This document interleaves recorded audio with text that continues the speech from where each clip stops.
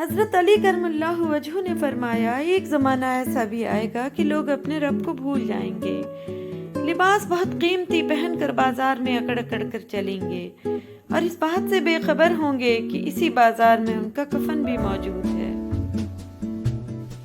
دہی کھانے سے ڈپریشن اور ذہنی دباؤ سے چھٹکارا ملتا ہے۔ دہی میں موجود اجزاء دماغ کے ان حصوں پر اثر انداز ہوتے ہیں جو تکلیف اور پریشانی محسوس کرتے ہیں۔ دہی کھانے سے قوت فیصلہ مضبوط ہوتی ہے۔ دہی کی بدولت تکلیف اور پریشانی محسوس کرنے والے اجزاء کی صلاحیت بہتر ہوتی ہے۔ بیٹی کی محبت سے مہکتا ہے گھرانہ، بیٹی تو ہے اللہ کا انمول خزانہ۔ شرط لگی تھی دنیا کی خوشی کو ایک لفظ میں لکھنے کی، لوگ کتابیں ڈھونڈتے رہ گئے اور میں نے بیٹی لکھ دیا۔ بھائی بہنوں کی جان ہوتے ہیں، اللہ پاک تمام بہن بھائیوں کی جوڑی سلامت رکھے، آمین۔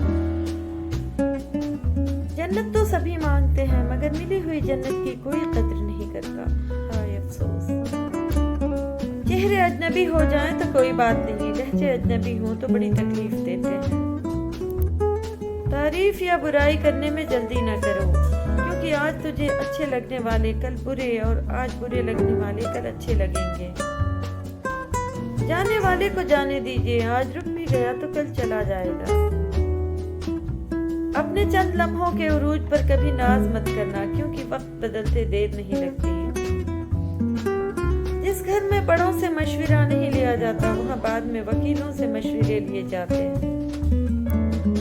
برا وقت گھوڑے پر بیٹھ کے آتا ہے لیکن جاتا چیٹی کی پیٹھ پر ہے، مگر جاتے جاتے بہت سے مطلب پرست اور فضول لوگوں کو بیٹھا کر لے جاتا ہے۔ رات کو سوتے وقت دودھ نہیں پینا چاہیے، کیونکہ اس سے یہ پوری طرح ہضم نہیں ہوتا۔ دودھ صبح کے وقت یا شام 5-6 بجے پئیں۔ رسول اللہ صلی اللہ علیہ وسلم نے ارشاد فرمایا، اپنی تعریف پسند کرنا آدمی کو اندھا بہرا کر دیتا ہے۔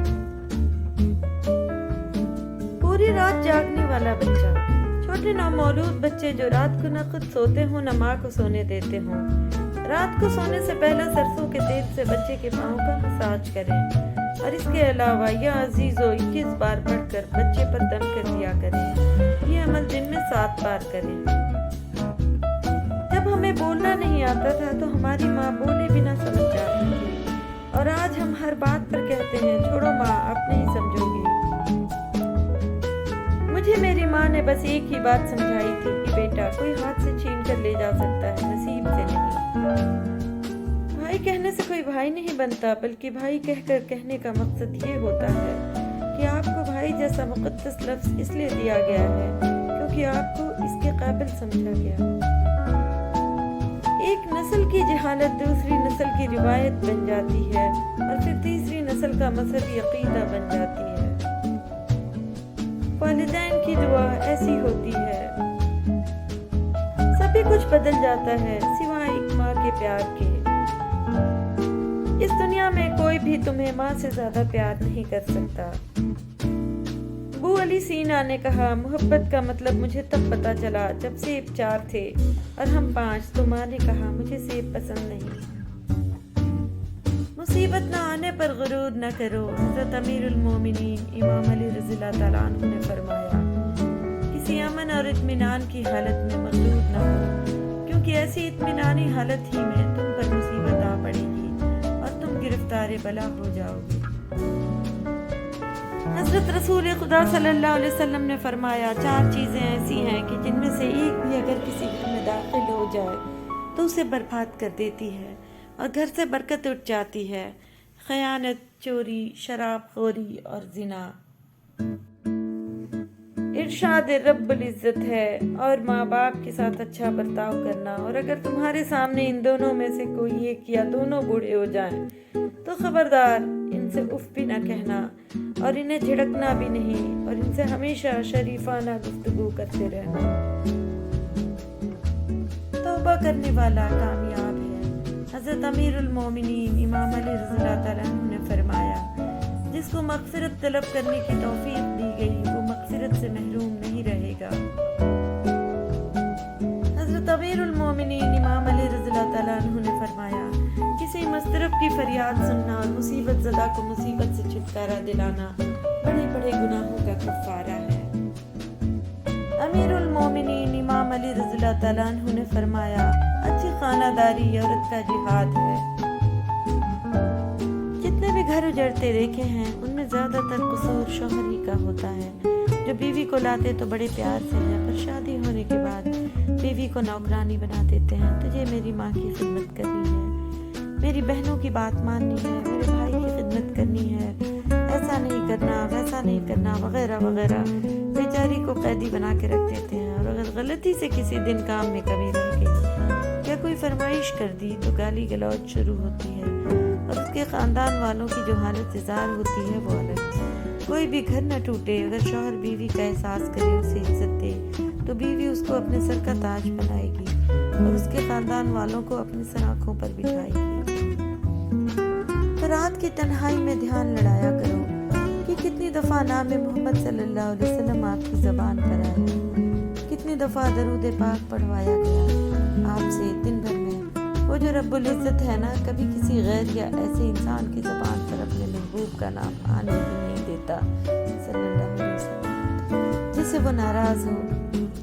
دنیا داری میں الجھائے رکھتا ہے انہیں ہر وقت، اور یہ بات تو آپ دل سے نکال ہی دو کہ درود شریف آپ خود پڑھتے ہو۔ رب العزت آپ کو یاد دلاتا ہے کہ پڑھو، آپ کا دھیان اس طرف لاتا ہے کہ پڑھو درود شریف۔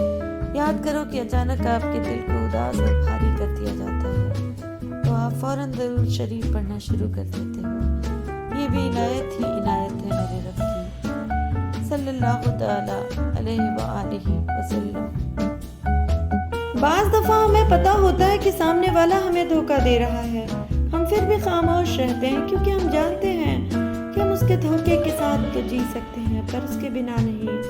مگر میں تو یہ کہتا ہوں کہ زندگی میں کبھی بھی کسی کی ہمدردی میں اپنی ذات کو اگنور نہ کریں، کیونکہ آپ اس کے لیے ایک آپشن کے علاوہ کچھ نہیں ہوتے۔ جب آپ ٹوٹ کے بکھرو گے تو خود کو تنہا پاؤ گے۔ جس کو جوڑتے جوڑتے آپ خود ٹوٹ جاتے ہو اسے آپ کی پرواہ نہیں ہوتی، کیونکہ وہ اپنے اصل کی جانب لوٹ جاتا ہے۔ خود کی قدر کریں، ورنہ لوگ آپ کو مٹی میں ملانے میں سیکنڈ بھی نہیں لگاتے۔ ہمیشہ سوچ کر فیصلے کیا کرو، زندگی بہت قیمتی ہے۔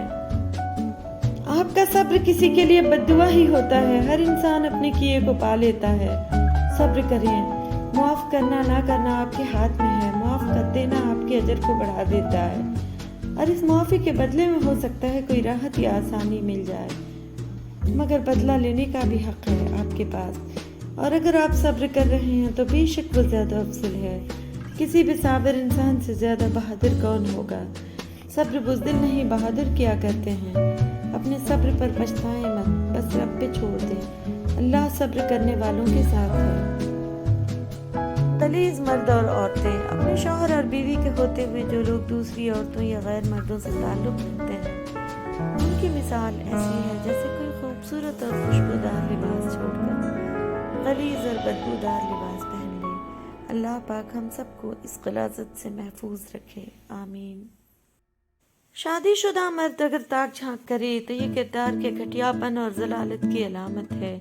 یہ کوئی بیماری یا کمزوری نہیں، ان کی اپنی بدنیتی ہے۔ تمہارے پاس بیوی موجود ہے، تمہیں دوسری عورت کو دیکھنے کی بھلا کیا ضرورت ہے؟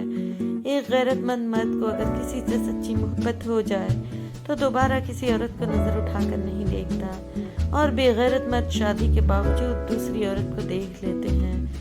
یہ صرف اور صرف بے غیرتی اور کردار کے گھٹیا پن کی وجہ سے ہے۔ ایسے لوگ مجرم ہیں اپنی بیوی کے، اس کے حقوق مارنے والے۔ آگے جا کر عورت کو ان سے سوال کرنے کا حق دیا جائے گا۔ نامحرم کو چھونا، حدیث پاک صلی اللہ علیہ وسلم۔ تم میں سے کسی کا سر لوہے کی کیل سے پھاڑ دیا جانا، یہ اس کے لیے کسی غیر محرم عورت کو چھونے سے بہتر ہے۔ زنا کیا ہے؟ جو بھی غلط کام کرتا ہے اس کی قیمت اس کے بچوں، ماں یا بہن کو اس دنیا میں ہی ادا کرنی پڑتی ہے۔ امام شافعی رحمۃ اللہ علیہ کہتے ہیں کہ زنا ایک قرض ہے، اگر تو یہ قرض لے گا تو تیرے گھر سے یعنی تیری بہن بیٹی سے وصول کیا جائے گا۔ دوسروں کو گرانے کے چکر میں لوگ آخرکار خود ہی گر جاتے ہیں، لیکن سبق پھر بھی حاصل نہیں کرتے۔ والدین کی دی گئی آزادی آپ کے پاس ایک ضمانت ہے، اس میں کبھی خیانت مت کیجیے گا۔ ایک پرواہ ہی بتاتی ہے کہ خیال کتنا ہے، ورنہ کوئی ترازو نہیں ہوتا رشتوں میں۔ ہمارا مستقبل ہمارا حال طے کرتا ہے، آج ہم جو کچھ کریں گے اس کے نتائج ہمیں اپنے مستقبل میں نظر آئیں گے۔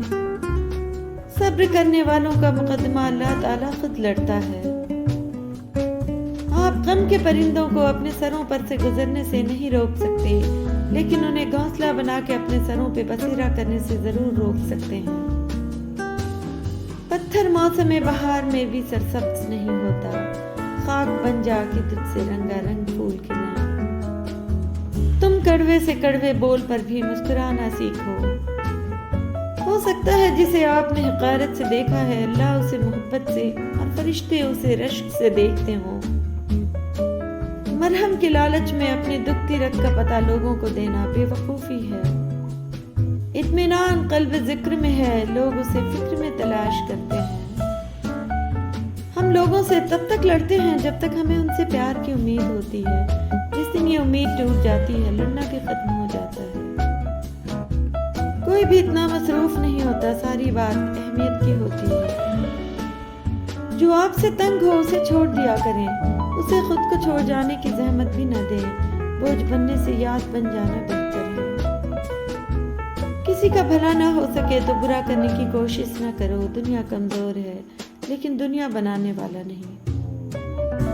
پھر یوں ہوا، لوگوں کے رویوں کی ایسی سمجھ آئی، پھر نہ کسی سے نہ کوئی شکایت رہی نہ کوئی توقع۔ جن کے دل حساس ہوتے ہیں ان کے آنسو کبھی بھی ضبط کے ہاتھ نہیں آتے، وہ ہمیشہ برداشت کی حد توڑ کے آنکھوں کی دہلیزیں پار کر جاتے ہیں۔ دل کیوں حساس ہوتے ہیں؟ کیونکہ وہ ٹوٹ پھوٹ جانے کے بعد اپنی طاقت کھو چکے ہوتے ہیں، پھر بات بے بات بھر آتی ہیں آنکھیں، پھر عام لوگوں کی طرح مذاق، طنز اور تکراریں نہیں سہی جاتی۔ اگر کسی کی تکلیف دیکھ کر تمہیں تکلیف ہونے لگے تو سمجھ لینا کہ تم اللہ کے بنائے ہوئے بہترین انسان ہو۔ وقت اور چوٹیں انسان کو پتھر بنا دیتی ہیں، اور وہ اپنے ہاتھوں سے وہ دروازہ خود بند کرتا ہے جو اس کے لیے ٹھنڈی ہوا کا جھونکا تھا۔ اسے معلوم ہوتا ہے کہ وہ حق سے مر جائے گا، مگر ایک ہی بار کی موت بار بار کے مرنے سے کہیں بہتر ہے۔ کچھ درد چاہ کر بھی تحریر میں نہیں لائے جا سکتے، چاہے لاکھ جتن کر لیے جائیں، مگر یہ جو لکھاری کا قلم ہوتا ہے نا، یہ ہر درد کا بوجھ نہیں اٹھا سکتا۔ اس کے لیے دل کی ضرورت پیش آتی ہے۔ کچھ غم صرف سینے میں دفن ہونے کے لیے پیدا ہوتے ہیں، ان کا مداوع ہو ہی نہیں سکتا۔